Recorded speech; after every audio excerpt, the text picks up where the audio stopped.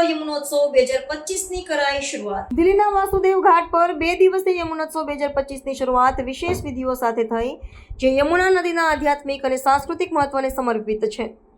આ કાર્યક્રમ દિલ્હી સરકારના કળા, સંસ્કૃતિ અને પર્યટન વિભાગ દ્વારા યમુના સંસદ સાથે સંયુક્ત રીતે આયોજિત કરવામાં આવ્યું છે, જેમાં યમુના નદીના સંરક્ષણ અને પુનર્જીવન પર જાગૃતિ ફેલાવવાનો મુખ્ય ઉદ્દેશ્ય છે। કાર્યક્રમની શરૂઆત યમુનોત્રીથી લાવવામાં આવેલ પવિત્ર જળથી જળાભિષેક અને જળ યજ્ઞથી, જેમાં શતાધિક ભક્તોએ ભાગ લીધો। આ કાર્યક્રમમાં દિલ્હીના કળા, સંસ્કૃતિ અને પર્યટન મંત્રી કપિલ મિશ્રા, વિધાયક રાજકુમાર ભાટિયા, યમુના સંસદના અધ્યક્ષ રવિશંકર તિવારી અને સામાજિક કાર્યકર્તા રણજીત પાઠક જેવા વ્યક્તિઓએ હાજરી આપી। 501 મહિલાઓએ કલશ યાત્રા કાઢી, જે જળ યજ્ઞમાં સમાપ્ત થઈ, જેમાં યમુનોત્રી અને વૃંદાવનના પૂજારીઓએ વૈદિક મંત્રો અને પ્રાર્થનાઓ સાથે વિધિઓ કરી।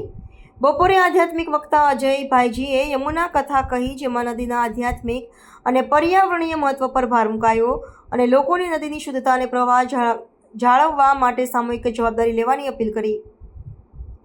આ કાર્યક્રમ દિલ્હીના લોકોને યમુના સાથે જોડાણ વધારવા માટે મહત્વપૂર્ણ છે, કારણ કે તાજેતરના છઠ પૂજા પછી પણ નદીના પ્રદૂષણની સમસ્યા ચર્ચામાં છે।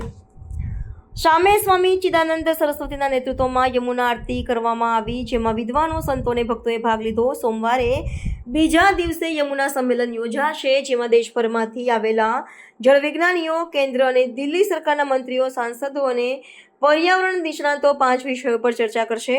આ કાર્યક્રમ યમુના નદીને દિલ્હીની આજીવન વારસા તરીકે જાળવવા અને તેની પુનઃજીવન માટે સામૂહિક પ્રયાસને પ્રોત્સાહન આપે છે, જે વિકસિત ભારતના પર્યાવરણીય ધ્યેયોને મજબૂત કરશે।